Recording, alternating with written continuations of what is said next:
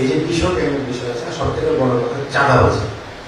বড় বড় রাজনৈতিক দলের সাধারণত যেটা হয় আর কি, ওই রাজনৈতিক দলের নাম করে চাঁদাবাজির বিষয়।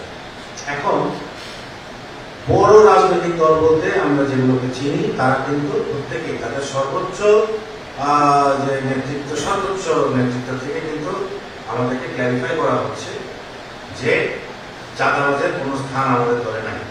কাজেই পুলিশ চাঁদাবাজদেরকে আইন প্রয়োগ করবে, একদম কোন রকম পক্ষপাতহীন ভাবে আইন প্রয়োগ করে এদেরকে ধরবে। তো আমার ভারপ্রাপ্ত কর্মকর্তাদেরকে আমি স্ট্রিক্ট নির্দেশ প্রদান করেছি যে যেহেতু আমাদের সর্বোচ্চ কর্তৃপক্ষ থেকে হোম মিনিস্টার এবং আইজিপি স্যারের পক্ষ থেকে আমাদের উপর নির্দেশনা আসছে, কোন রকম দলীয় পরিচিতি কেউ দেখবে না। দলীয় পরিচিতি নিরপেক্ষ ভাবে, পক্ষপাতহীন ভাবে এই যে ঝুট ব্যবসায়ী, ঝুটের জন্য যে আপনার যে সমস্ত নানা সন্ত্রাসী আছে, ঝুট ব্যবসা দখল করতেছে, এইগুলা চাঁদাবাজ, ছিনতাইকারী, কিশোর গ্যাং, এদের বিরুদ্ধে আমাদেরকে একদম 100% প্রফেশনালিজম, ইন্টিগ্রিটি ইত্যাদি নিয়ে আমাদেরকে অভিযান শুরু করতে হবে। গত 15 দিন থেকে এই কমিউনিটি অপারেশনটা শুরু হয়েছে।